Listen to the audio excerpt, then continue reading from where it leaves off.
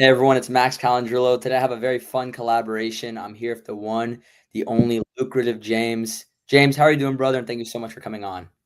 Doing well, my man. 11 p.m. in UK time. I'm out here in London, where I was born and raised, back seeing the family. I don't live here, but I am here at the moment. So it's been nice seeing the family, and I'm ready to go, my man. I'm a little bit drowsy because it's 11 p.m., but I'm sure I'm gonna perk up after speaking to you. How are you doing? Thank you, brother. I'm glad to hear that. I'm doing great. And by the way, I do appreciate you making some time, even late at night. It means a lot. I've been wanting to do this collab for a bit, and I'm glad we've been able to get it going, man, to close out the year. Now, James, you've had a great 2025, man. I heard about you relatively recently, and I just saw your account really skyrocket. I've been seeing your posts everywhere. To the people that are watching from my account that still haven't seen exactly what you do, can you tell people a little bit about yourself when it comes to the content you make and your role in the fight game?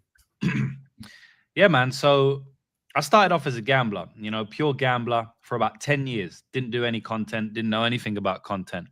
And this is a long story. I won't go into it, but I decided to make content. There was lots of reasons for that, but I decided to make content about 2019.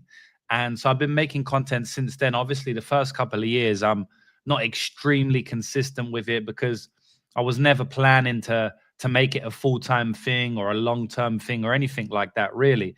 But as the years go on, you get a little bit more interested in it, you get a little bit more motivated, etc., etc. And now I make content very regularly every single week, and some people now refer to me as a content creator, which is always weird. It's like, you're a content creator. I'm like, man, I'm a gambler, man. But that is what I am at heart. So for everyone who doesn't know who I am, I make content about gambling in the MMA game. So I bet on 13 different sports, but MMA is the only sport that I know anything about. It's the only sport that I originate in. So I do the research for my own MMA picks, me and a team, and I bet on MMA full time for a living. Have been doing that for many years, and as I said, I decided to make content around that in about 2019. Very interesting, because I was actually curious why you went specifically with the combat sports industry. I'm a combat sports person as well. I'm more in the boxing realm, but obviously I love MMA and UFC, and I obviously am explorative of that as well. But what made you go down more of the MMA, UFC type route than just say football or basketball or whatnot? Yeah, so I was interested in football, which for you guys is soccer. When I was younger, it was my life, as it is every English lad who grew up in this country. Football, soccer is the biggest sport by far. There almost is no other sport here. I had done some boxing when I was younger because my school did boxing, and our school would always give us an option of like what sports you want to do: football, rugby, whatever it is. And I always used to choose boxing. So boxing is a fairly big sport in the UK as well, as like we saw Joshua face off against Jake Paul the other day. We got Tyson Fury. The heavyweight specifically has a lot of well-known UK boxers: Dubois, Chisora, David Haye back in the day, all of these guys. So boxing in general has always been pretty big in where I'm from. So I always had an interest in boxing, but I never cared too much. Like, I actually went to David Haye versus Derek Chisora live Ooh, great fight. long time ago. So I've been into boxing for a long time. I dare to say that was coming up on 13, 14 years ago at this point. So I've been involved in boxing for a while, but never as much as I was in MMA. One day, I think it was probably 2015 time, probably around 2013, 2014, my friend said to me, yo, there's this crazy Irish guy who you're going to really love. And I was like, okay. And he's like, his name's Conor McGregor. Go and search him up. He's a great fighter and he's a madman. He's funny. You're going to laugh at him. I was like, all right, cool. Anyway, I never searched him up. And then I was on Facebook, right? And then my other mate had posted a highlight of Conor McGregor. It was a trash talk highlight compilation with his knockouts. And I watched that on Facebook and I was like, damn, this is this Irish guy my mate was telling me about. And so then I started to watch a lot of Conor McGregor highlights. Naturally, I started to then watch MMA. And then I just fell in love with MMA, bro. Like, the sport is so encapsulating that I literally fell in love with MMA, but it was all through Conor McGregor. So people can call me a casual, but this is 10 years ago now, man. So I think maybe I'm not. But it was through Conor McGregor, bro. It was through Conor McGregor.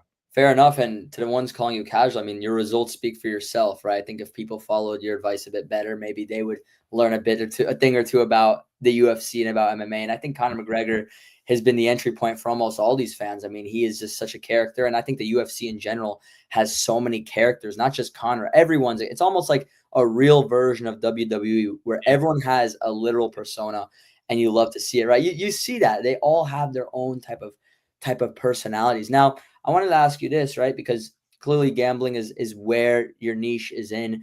Is there any type of rules that you follow that you live by where it's like, okay, even though I'm tempted to go against my rule, I have to stick with that rule? Are there particular rules that you follow, or is it pure instincts?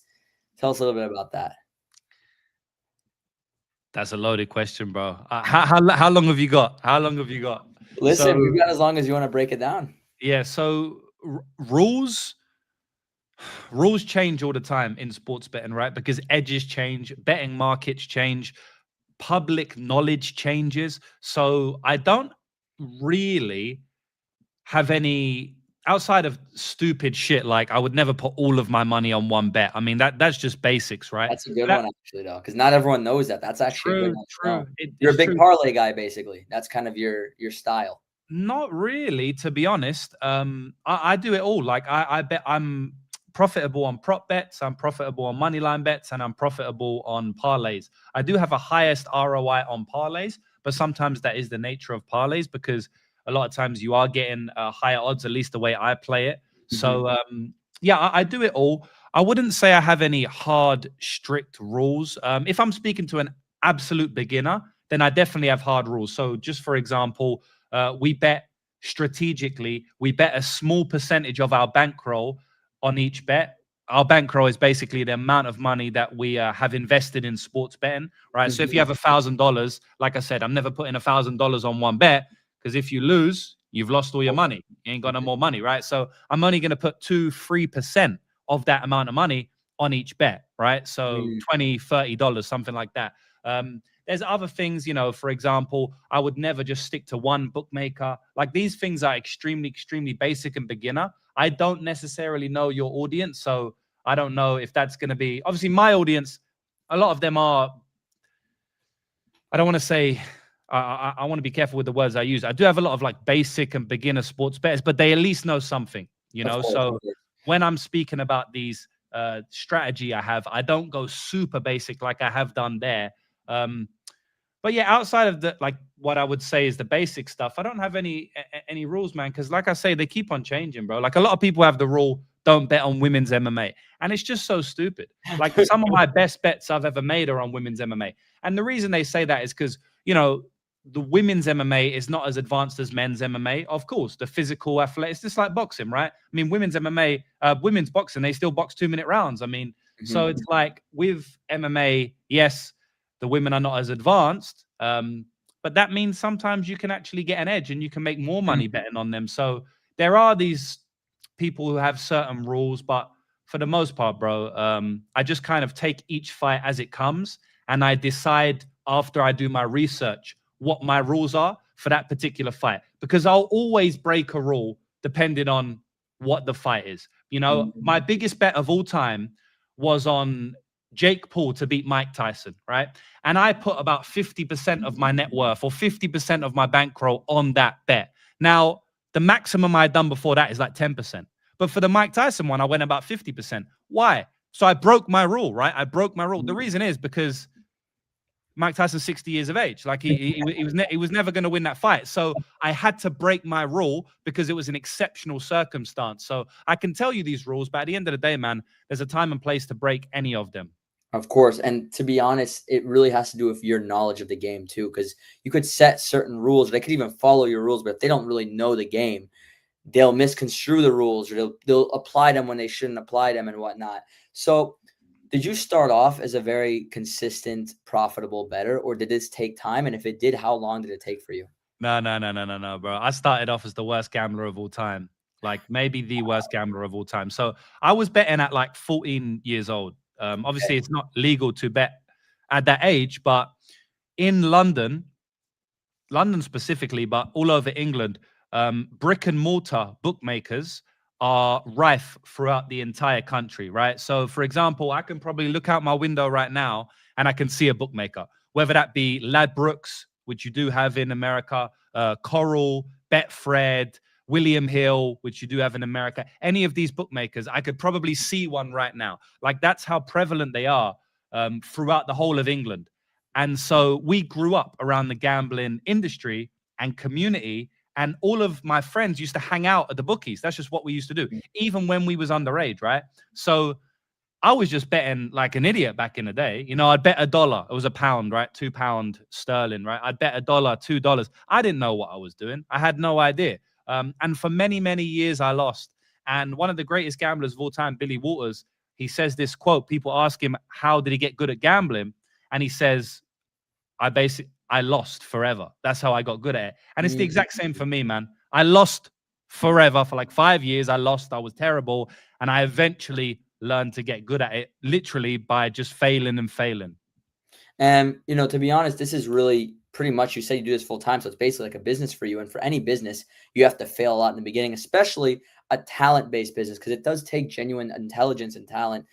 And I would even say it really takes good mental endurance to be someone who can go through failing and betting and becoming successful at it. Are there any fighters in UFC specifically that you basically avoid gambling on? Like, either you haven't gotten good results with them, or you just know they're so unpredictable that you stay away? Like I said, bro, there's a time and place for everything, you know? Mhm. So yes, there's certain fighters who I'm very, very careful with, but if they get announced in the right matchup, I'm going to go and bet on them, you Of know? And course. it happens all the time. Merab Dvalishvili was somebody who I had lost on this year a couple of times. So I bet Corey Sandhagen to beat him. He lost. I bet Sean O'Malley to beat him twice, and he lost. So I was 0-3 in Merab's last fights before the Peter Yan fight, right? And then I did a video and I picked Peter Yan, right? So I said if Peter Yan's going to win.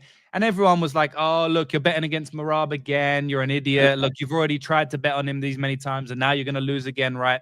And there was a part of me that was saying, like, part of my brain, like, James, maybe just don't bet on Merab fights. You're not good at it. He's got you so many times. Maybe you shouldn't do it. If I would have listened to that part of me, I would have missed out on one of the best bets of the entire year, a plus 400 underdog price on Peter Yan, who won all 5 rounds. So you have to be very, very careful with having these blanket rules, like I said at the start, with don't bet on this fighter or definitely bet on this fighter, because like I said, man, each matchup is completely different and you have to always adapt to the specific matchup. So no. Fair enough. Fair enough. We have I had Robin over Lewis at 20-1 odds. That's crazy. That's a crazy one. Wow. That's fair. That's fair. What are some that come to your mind, some bets that you've made that you're very proud of? Like, you just mentioned Piotr Yan over Merab, and you mentioned Jake Paul and Mike. What are a few other ones just at the top of your head, without going too specific, that when you think of good successes are at the top of your mind?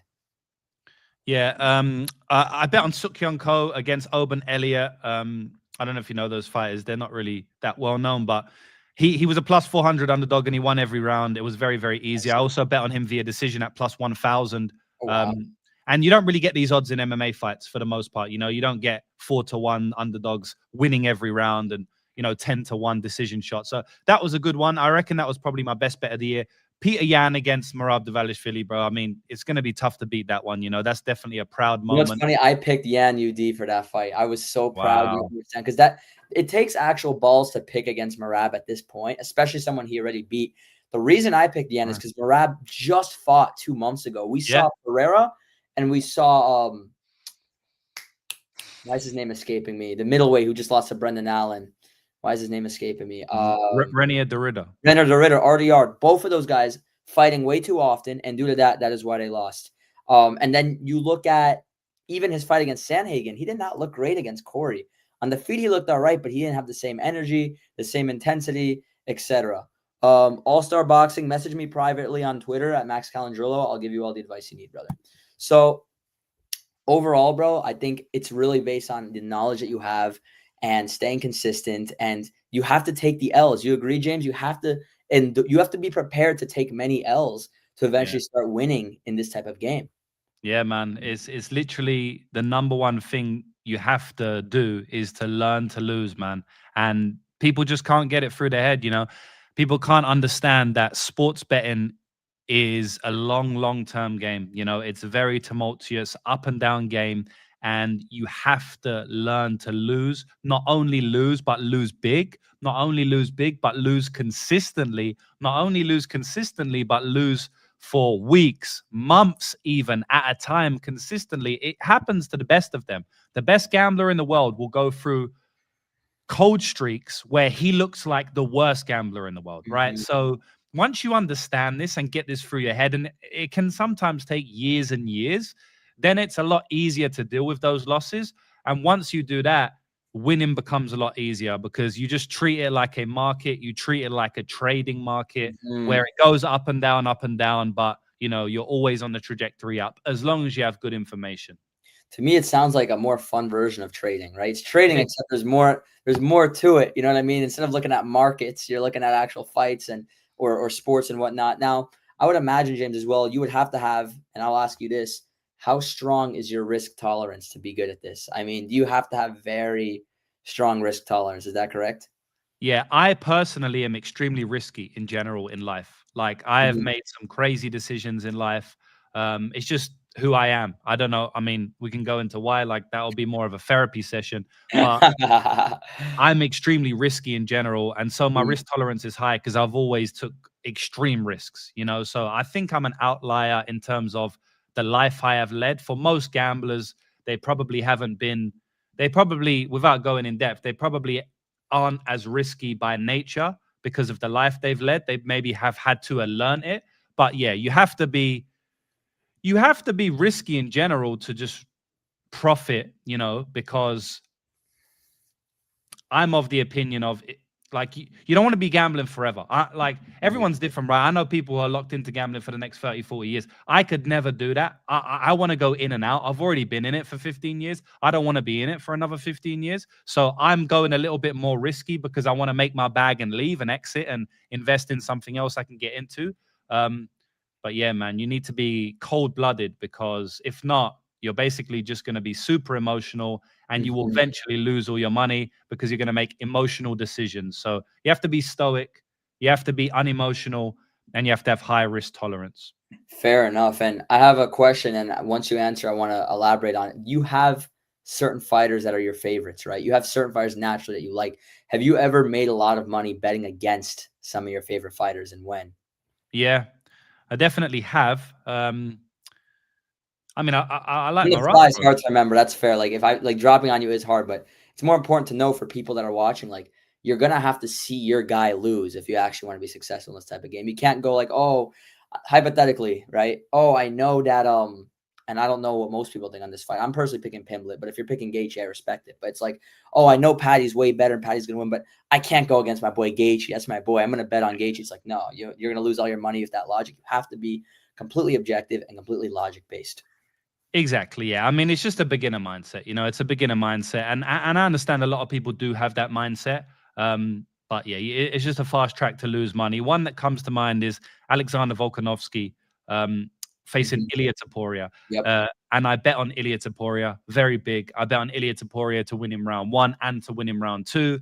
I had the fight doesn't go like I had loads of different props, and I bet Ilia Topuria massive. Obviously, Alexander Volkanovski, one of my favorite fighters of all time.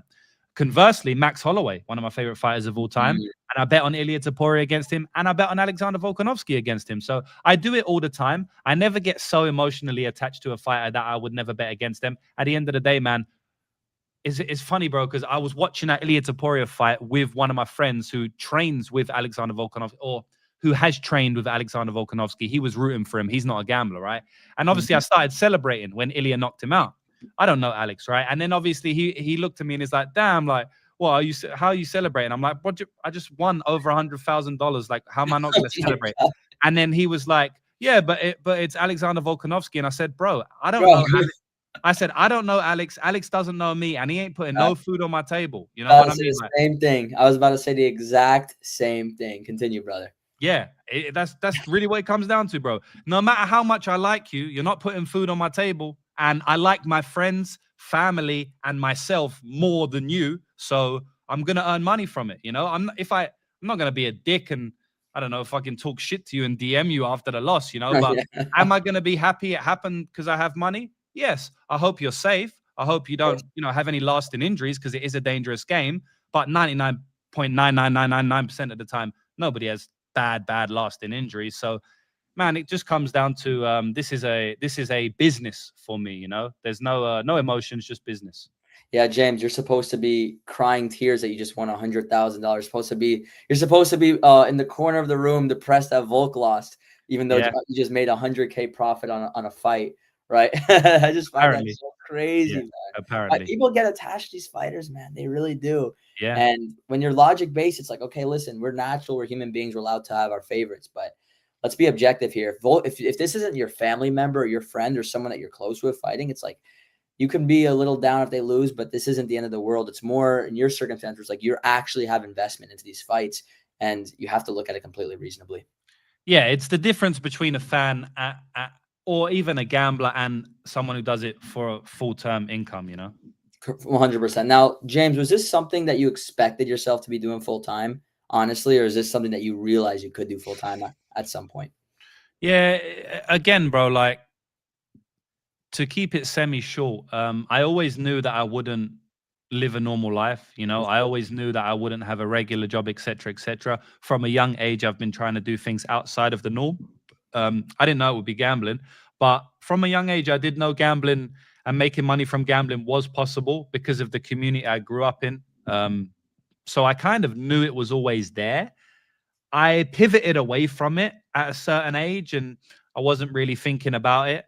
When I started doing it again, I kind of revisited those thoughts I had when I was a little bit younger. Like, damn, I remember people I know was doing this full time. Maybe I can do it. So I never really, from a young age, I thought I would be doing it, but it was always in the vicinity of my life. Like it was a potential possibility. Even though I didn't see myself in that role, it wasn't like some crazy foreign thing that was dropped onto me.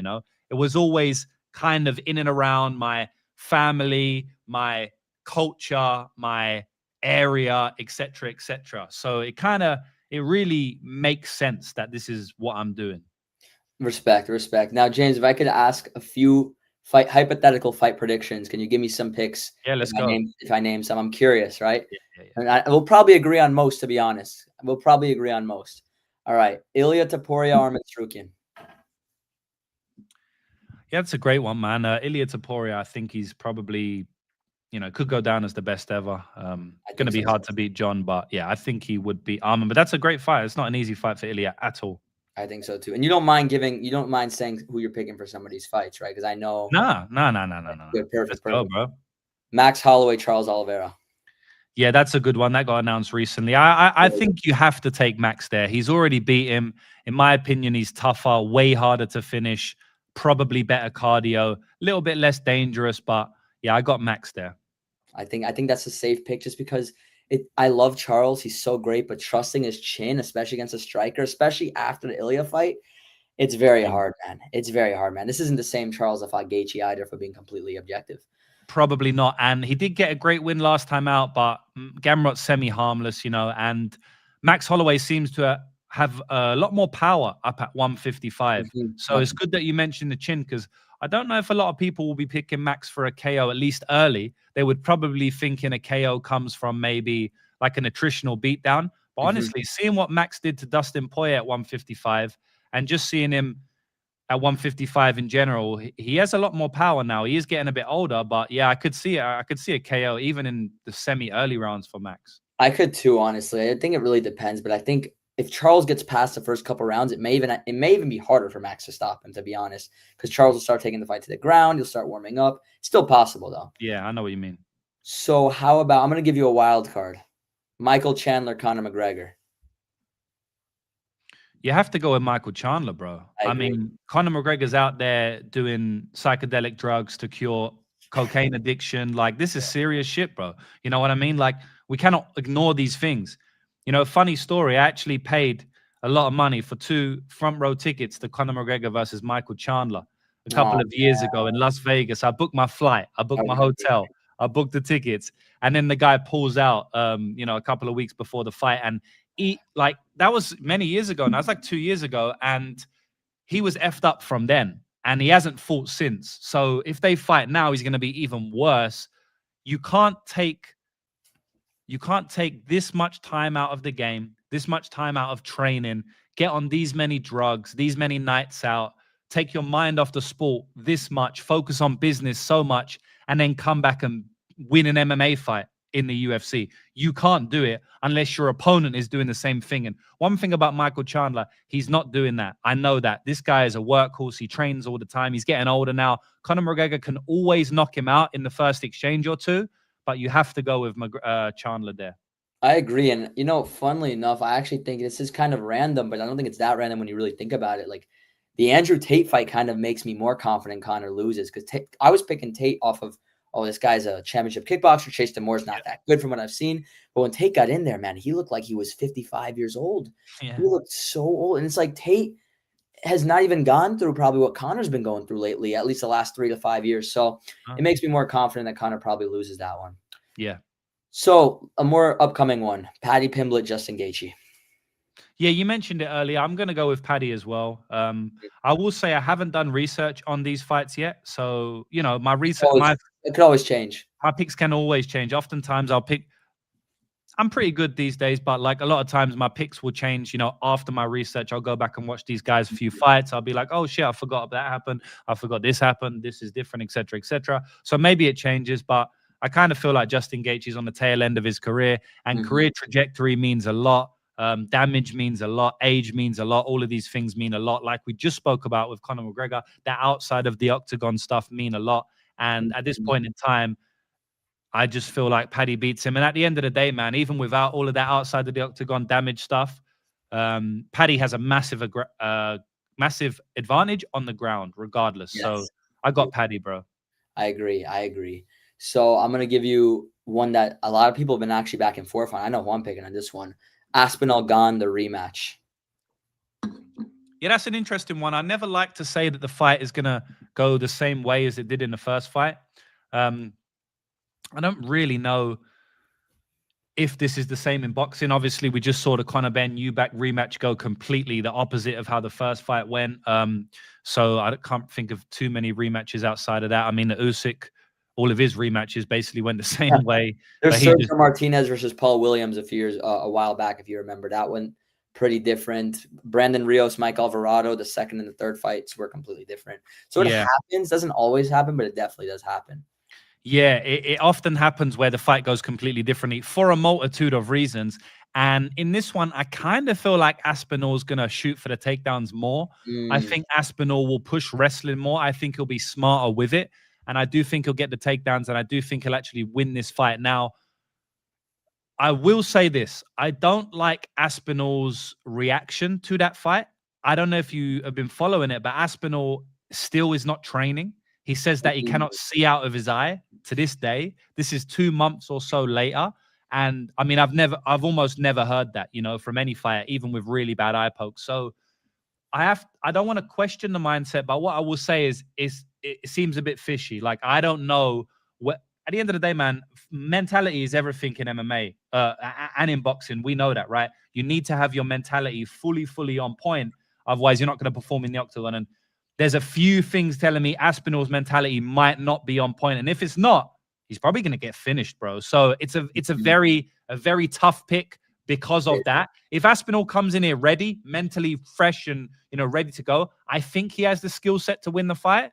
So I'll pick him. But I mean, I ain't a fucking psychiatrist, and I'm not there with Tom, so I can't confidently say how his mindset will be. It's one of them rare occasions where I would like to see interviews on Fight Week. I would like to search up social media coming up to they're looking physically, weigh-ins, right? Press conference. I agree. There's been many times actually as of late where I wouldn't know who I'm picking until literally the weigh-ins or the pressers. And this may be another one because I agree. I don't really like Tom's approach to it. Now I understand he got eye poked really bad and whatnot, but to a point where now it's getting dragged on. It's like, okay, like is there more to the story that we don't know about, right? So that's going to be a very interesting one. I want that fight to get made as soon as possible, as soon as they're both available, because That's a really interesting one. I can't even think of that many other ones that are coming up in the sport right now that are even being rumored. Like even like hypothetical fights. Like if GSP fought Anderson Silva, who would you have picked?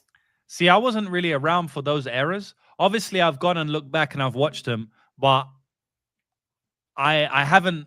It's It's not hard like to I've. it's hard, I It's not feel like, bro. It's not like I've sat there and I can't lie. I haven't sat there and watched back-to-back GSP fights. like. Mhm. I don't really know the era at the time. I don't know how good these champions were. So it's kind of tough for me to say. Honestly, I wouldn't even be able to give an opinion. The only thing I'll say is like Anderson Silva was quite a bit bigger, bro. So you know.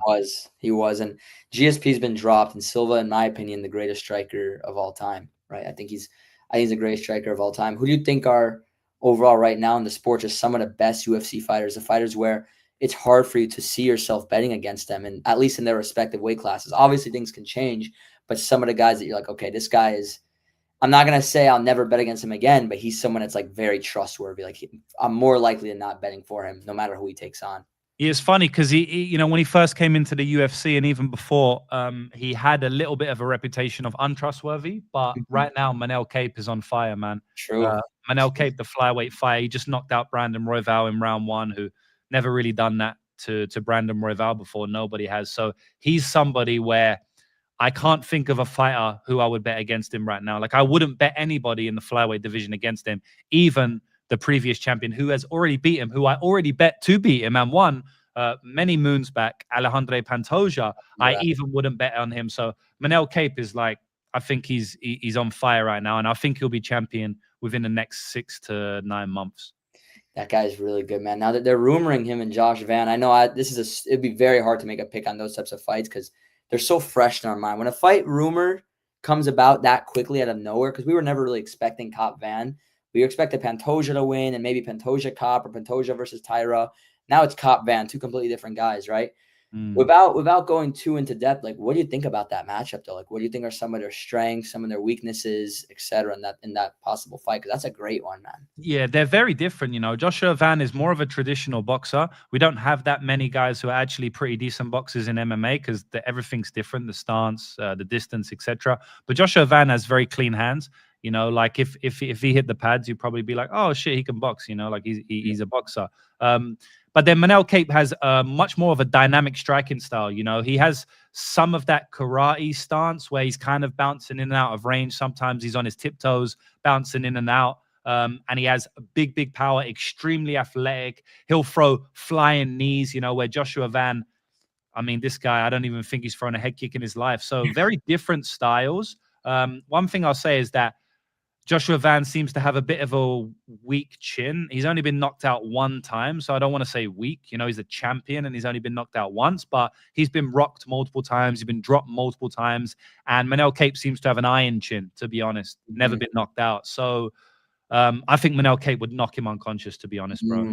Man, that would be such a fun fight stylistically, though. I would love to watch that. What was your reaction to the Pantoja Van fight? Because I know I was with a bunch of people. We were all like, "Whoa!" Like, we couldn't believe it, man. I know you were probably shocked too. But what was your honest reaction when you saw that? What were you thinking?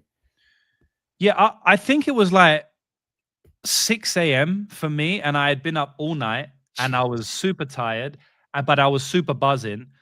I think that card, like I won six figures. So I think I was already up six figures at that time. So I was already like in this like high, you know, like I was already super happy and elated. And I had no bets on that fight. I had passed on it. So I didn't really care about it at that time. At 6 a.m., I had already won all my money. I was kind of just chilling back, you know. And like I said, I was tired. When it happened, I kind of was just like in a daze, bro. I didn't really react. I was like, oh, that's kind of disappointing. Like I wasn't really shocked or going Fair mad or enough. anything. I was kind of just a bit disappointed, to be honest, bro. Like a bit deflated. Do you think Pantoja could come back and become a champ again with that injury? I just had a feeling after the fight because you know then we watched the main event, which I was even more on a hype after that, and then I had a shower at like 11 a.m. or 10 a.m. or 9 a.m. whatever it was before I got into bed, and I remember in the shower I was thinking like about the fights, and I was thinking to myself, you know, the shower is when all the realness comes out, right? Of So course. I was thinking I just have a feeling that, like, if Pantoja comes back, he's going to get beat. I don't know why. It's just like it's a bad injury. He's already 35. That was already a tough ask. Like, I thought that was going to be a good fight, you know? I thought that was going to be a great fight. And I actually thought Joshua Van had the chance to win that fight if Pantoja didn't sub him within the first 2 rounds. So I was extremely excited for that fight. I was very close to betting on Van. So I already thought he could lose. And now he's going to go through that injury. He's probably going to be 36 at flyweight by the time he comes back, which is very old for flyweight. So I kind of just feel like he's going to get beat, bro. For me, I could see a circumstance where if he came back against Van or Tyra, he'd possibly win, but him coming back against Manel Cap would be a tough ask. That'd be a very tough ask. And he already beat him, but I just feel like it's going to go different this time. Like we said, rematches go different often. That's true. And even when he beat him, I remember seeing that fight because it was Cap's debut. He's being hyped up. And Pantoja was never a champion, but he was always respected. It wasn't a very dominant win. Like, it was a competitive fight. He won, but Cap was never in real trouble. It was more just like he got outworked, and Cap was still kind of getting used to things because Cap looked like he could have won that fight. It was a winnable fight, and he's gotten a lot better since then. So, man, Pantoja, we'll see what happens, man. Then you got one weight class above. I know you're a big believer in Petr Yan the same way I am. You know, that Merab rematch is tough to call, though. That is because we don't know which Merab we're, you know, to be honest, we don't really know which Merab's going to come in there. We could see a Merab that succeeds on his takedowns without, you know, you don't have to say who you think is going to win if you're not sure. But overall, like, what do you think about that rematch? Do you think it could possibly go completely different than the second fight? Or, like, what's your overall assessment on a possible rematch? How do you feel? I think Petr Yan's got his number, bro. I fought it during the first fight, but I didn't bet on Petr Yan because he was minus 300, you know? Actually, you know what? I think I don't even know if I bet on Petr Yan. I want to check right now because I'm interested. But I did. I think I bet on Petr Yan to win in round 4 and round 5 in the first fight, right? Just because he was already a minus 300 favorite, so I was like, oh, you know, maybe I don't want to play that price tag. But I thought he was going to win back then, and then obviously I knew he was badly injured after the fight. Everyone kind of ignored it. I mean, it is what it is. It happens. But going into that second fight, again, I told you I bet on him, and I'm just checking now. So in the first fight, I didn't bet on his money line, but that's because he was minus 300. Like, it's all about odds, you know, in this game. It's all about odds. But I bet on him to win in round 3, 4, and 5. And yeah, in the rematch, obviously, I bet on him because now we're getting a crazy price tag.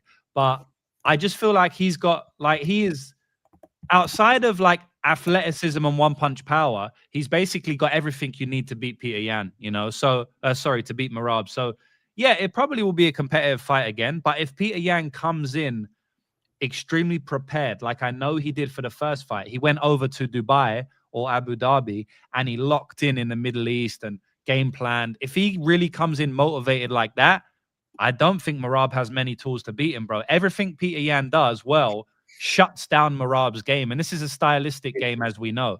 You know what I mean? Like, we can't do MMA math. You know, if one fighter beats another fighter, doesn't mean he's going to beat a fighter that they've beat. You know, it's all about stylistics. So I think that he, honestly, like, it's Petr Yan's fight to lose. I'd be very confident in Petr Yan, to be honest, bro. What about yourself? Yeah, I feel that, man. I think, you know, I picked Yan the rematch. I think I would favor Yan the third fight. It's just a big reason I picked Yan in the rematch was due to Merab overfighting and overtraining and pushing himself. So even though he did win better than I thought he would, I would still put in consideration how long will Merab have out of there. If this rematch happens in like February, March, Yan's definitely winning again, in my opinion. But if this fight does happen, say past June, it's going to be a much tougher fight to call. But I would favor Yan. Not sure if it'd be easier or tougher than the rematch, but I do think Yan's a safe pick. Now, a fight I am confident Yan wins. Fight versus Umar. I mean, Umar's different than Merab. I think Umar has a stronger submission threat than Merab. But I think aside from that, I think Yan would probably beat him worse if he survives those first 2 rounds. What do you think about that? Yeah, I disagree on that one. I actually think I think Umar's amazing, bro. And, you know, Umar had gone 5 rounds against Corey, competitive fight, but he won clearly. But outside of that, he had never gone 5 rounds and he had never faced true adversity. Like, Corey didn't really put up that much adversity to test him. He kept getting up and he was never able to like control Corey or hurt him or anything like that. But Corey didn't offer anything back, you know, like Corey wasn't tagging him. He wasn't hurting him to the body. He wasn't making him work and then punish him. And again, he was just making him work and then they would re-wrestle, and Corey would just get outworked and stuff. So he put up some adversity, but not true adversity. Now, the first time he faced a true adversity was really in the Merab fight, at least that cardio adversity, right? That dig deep, that championship adversity. Yeah, he got dropped by Bexat in the first round, whatever. But outside of that, I think it was. So what I'm trying to say is, like, it was the first time he faced true adversity in the championship rounds. And I think he learned a lot from that, you know. And there was still an argument that Umar Nurmagomedov won that fight, you know. Possible. Fighting Merab, who's an absolutely elite fighter. I mean, that was an impressive performance from him. He was also a minus 300 favorite, you know, so everyone thought he was going to win. The bookies thought he was going to win. So that just shows you what level he's operating on. And I just feel like stylistically, he can skirt on the outside. He has much better kicks than Peter Yan, so he can score with his kicks. With the boxing, Peter Yan's way better. Overall, as a striker, Peter Yan is better. But Peter Yan also is not like crazy dangerous, bro. Like, he doesn't knock anybody out. Peter Yan's almost allergic to finishing, so he doesn't have that. He doesn't have that like crazy athletic burst that could put Umar out or steal around, you know. So it's going to be competitive minutes on the feet, and then in the grappling, Peter Yan's not grappling Umar. That's a fact, right? So can he counter grapple? Yes, he's one of the best counter grapplers in the division. But what the issue with Peter Yan is that he gives his back a lot in this scrambles. Now, Merab Dvalishvili doesn't take the back. I don't know why. That's just not him. He's a short, stocky wrestler with short legs. Like, he's just not a jiu-jitsu type of fighter like that. He's an elite wrestler, but he's not the best at jiu-jitsu, so he doesn't take the back. So he wasn't able to punish Peter Yan, giving his back all the time. That's why you saw a lot of that fight. Merab had the body lock, but he couldn't take the back, right? If you have the body lock, there's always a chance to take the back. Now, if Umar gets the body lock, Umar's one of the best back takers in the sport. So it could be reminiscent to that Aljamain Sterling fight, where Aljamain got the back of Peter Yan multiple times and actually won a decision based on the back takes, right? I think it was in round 2. He got his back and stayed there for 4 or 5 minutes. So I just feel like stylistically, Umar can win that fight. Now, can Peter Yan win it as well? Of course. Like, that's a very close competitive matchup. I think Merab, Peter, and Umar are clearly the best in the division. And anytime those guys fight each other, it's going to be a great competitive back and forth fight. So I'm not saying like it's a lock or anything, but I do think Umar has the skill set to win that fight, whether he does or not. But he does have the skill set to do it. What an assessment, man. That was actually very solid. I love hearing that. And I could see the passion coming out when you speak, and that lets me know that definitely plays a big part in your success in this game, is that you do have that genuine love and passion for it. You're not just subjecting yourself to UFC and being strategic. Oh, I know it. I'm studying the fighters. I don't really like what I'm doing, but because I've studied them, I can make these picks. No, like, you enjoy it, and that's what makes you good as well. You would highly recommend that if you get into sports gambling, choose a sport you love. Am I right or am I wrong on that? Yeah, bro. Like, I made videos on my YouTube channel about 2 years ago, and I made one video a day for like 3 months. So like, it's like 90 videos on how to bet on MMA completely for free, right? And one of the main things I pushed throughout those videos, and this is actually one of my 10 betting principles. I have a video, top 10 betting principles to bet on MMA.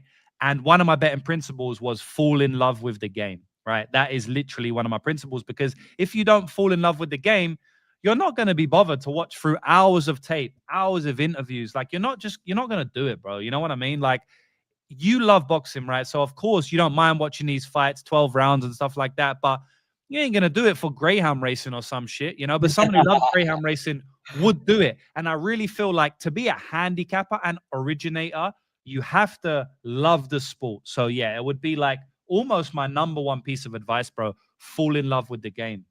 You know, so many people are trying to get into sports betting and combat betting, and they're just not knowing what they're doing, and they're falling apart. And it's good that you're there to give them some principles they can follow and practice to where they can actually make their money and actually succeed and not lose. Obviously, no one's guaranteed to win ever, but the fact that they actually have some form of person who knows what they're doing, that they can actually shadow to an extent, is good to know, man. And it's good that you're doing that for sure.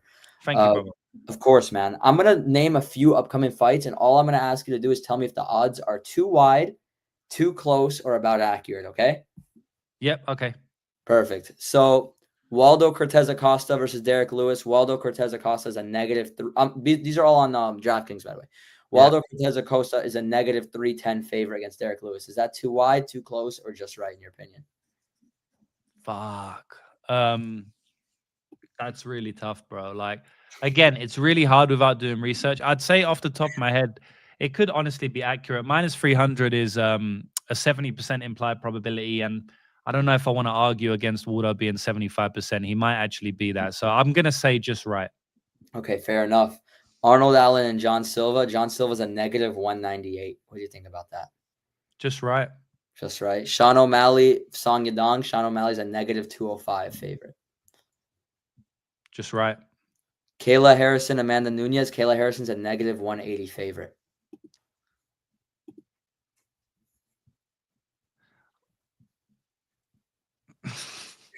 I know these are hard, man. It's tough, bro. The good thing about being a sports bettor is you don't have to bet on every line, right? We can pick and choose our spots.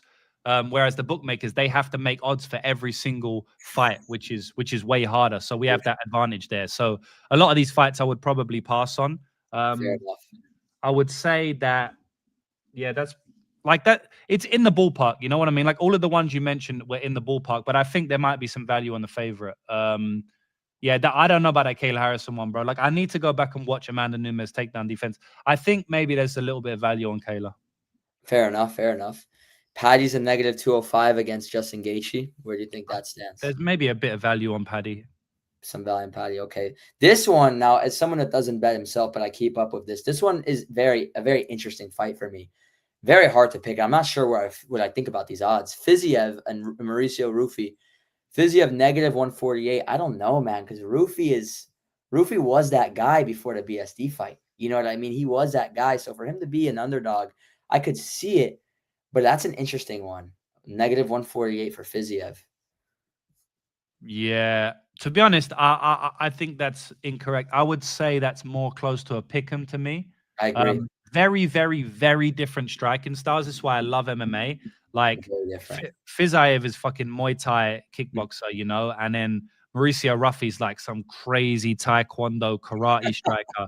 So it's such a great matchup with completely different striking styles, but they're both pure strikers, which is good. Although Fiziev has shot a few takedowns lately, I honestly wouldn't be surprised if Rufy lands like a KO in that one. You know, it's that's such a good fight, man. Like amazing.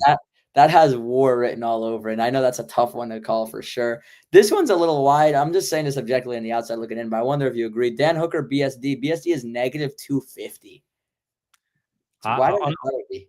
Honestly, I feel like it could even be a bit wider, bro. Really? I'm big on BSD and I am picking him, but for me, it's just like BSD does have some questions, and Hooker is still a really good guy, even though Sarukian beat him bad. But I am picking BSD, but negative 250. That's interesting. What you think it could be a little wider? Yeah, I just feel like Dan has always had issues in the grappling, and BSD is just gonna fucking push that crazy pace. But yeah, if BSD doesn't get him out there in 2 rounds, Dan could take over. That's a good one though. A really good matchmaking. I think BSD's he beats Dan Hooker. He's there for a big fight, and I would love to see it. You know, I actually disagree with the favorite on this one because I'm picking the underdog. At least right now, I may switch. Volkanovski, Diego Lopez 2. Volk is negative 166. I'm personally picking Diego Lopez to avenge that loss. You don't have to say who your favorite. I know it's very tough, but what do you think about those odds? Negative 166 for Volk against Diego Lopez.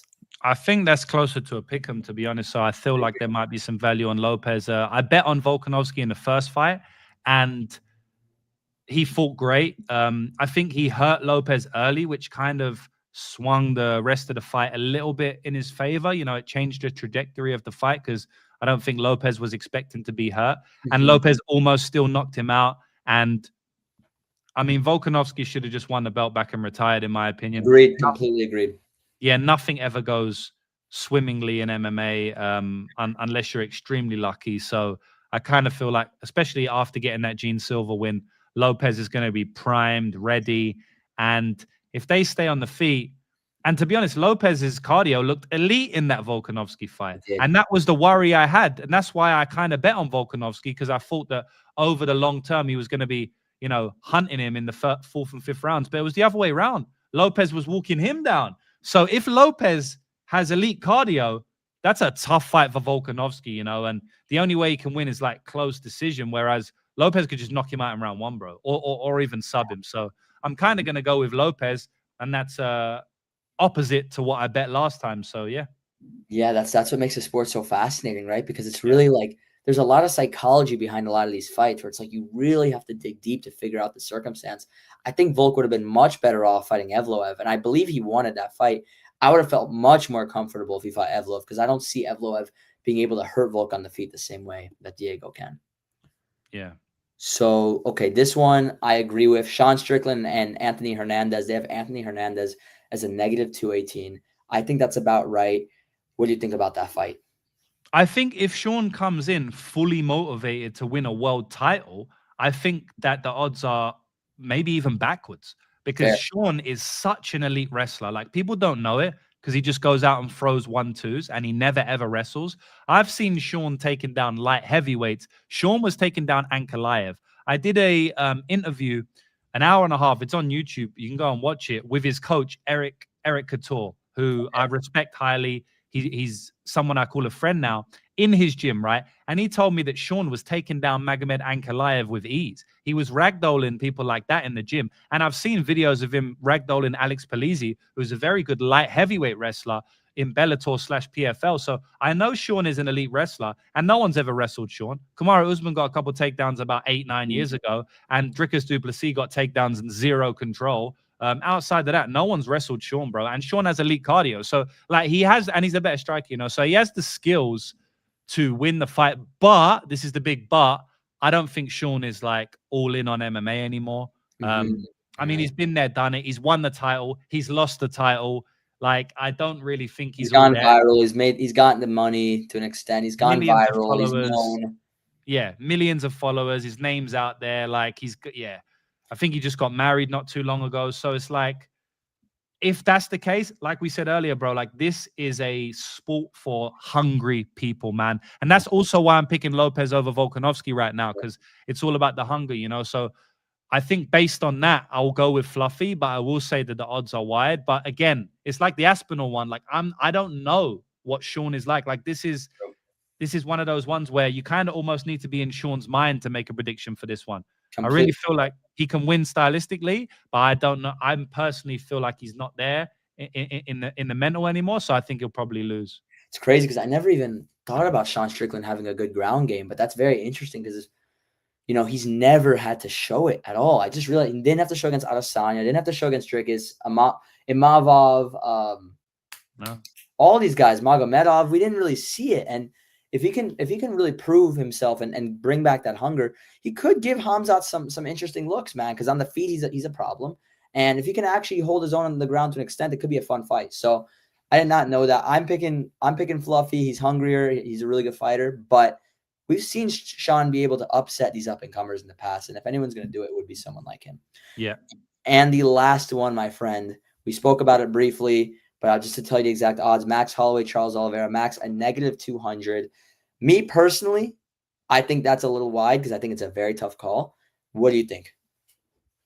Yeah, I will say that like the odds are fine. Maybe like a minus 233, which would make it 70% on the dot. I can say Max would win 7 out of 10, just because yeah, like I said, like Charles really only wins by finish, and I mean, you don't finish Max, so like that's very hard. Obviously, like I could break the fight down for 30 minutes, but I think overall that's like the main point for me right now. But at the end of the day, man, Charles is so fucking good. You never really know. But he fought him before, and he kind of quit against him, bro. So that's something to note as well. Like Max will go in there very confident. Like I already broke this guy, I can break him again. Well, James, I appreciate you giving us your picks for all these fights, man. Picking your brain a little bit. You're someone that's definitely worth listening to. You have a proven track record. You're passionate about the game. Are there any final things you want to bring up before we wrap up, such as, just some basic things that people can know about you and about if they want to take this seriously, some advice that someone who doesn't know any better that's watching can take from you? Yeah, definitely, bro. I'll say that, like I said, man, there's like about 100 videos on my YouTube channel that teach people how to bet on MMA. They're obviously all completely free because they're on YouTube. So go and watch that. Like I did say, man, fall in love with the game. Understand that losses are inevitable. become unemotional to losses. Make sure your information is correct. Don't bet all of your money on one spot. Make sure you're strategically betting a small portion of your money on each bet, and look at this like a long-term game, like a marathon, not a sprint. So that's what I would say in terms of, you know, helping other people. One thing I did want to say that I wasn't able to mention, that I've been watching you for a long time, Max. You probably don't know this, but I Really? was watching you when you was Mini Max on Oh YouTube. man. So Oh man. long time ago, bro. So I have a lot of love and respect for you. And I wanted to say that publicly. Like, you've been grinding for a long time. People don't know that. I don't think people know that, you know, like you had the YouTube channel popping back in the day. And I had used to watch like prediction videos because I used to bet on boxing quite heavily. So I used to watch prediction videos on MMA. It's why I started making my own. And then also on boxing, and you was one of the ones I used to watch, bro. So yeah, I just want to say that you've been grinding for a long time. I'm glad that your success is continued. I hope that your success continues, and keep crushing it, bro. That genuinely means a lot to me, brother. You know, not many people have known my account since Minimax because, you know, the YouTube didn't pop off the way the Twitter did. So on Twitter, I was barely Minimax. It was very brief. And, you know, I truly appreciate that a lot, brother. You know, it's great that I was able to have you on the channel and to see your channel as well. You've been doing an exceptional job, and your support truly means a lot to me, man. Like, genuinely, I'm truly appreciative of it. And it was great to have you on. One day we'll definitely re-collaborate down the line, man. And listen, you're always welcome, man. I really appreciate you, brother. Truly. Thank you, bro. Appreciate that, Max. Thank you for having me on, and shout out to all the viewers. Yes. Thank you to everyone that tuned in. We had a great stream. Make sure to check out all of James's content at Lucrative James on everything, correct? Yeah, that's it. Lucrative James on everything. You guys are going to want to see more of this guy. And thank you to everyone that tuned in. We really appreciate all of you guys. Have a good one, everyone. Peace. Hold on.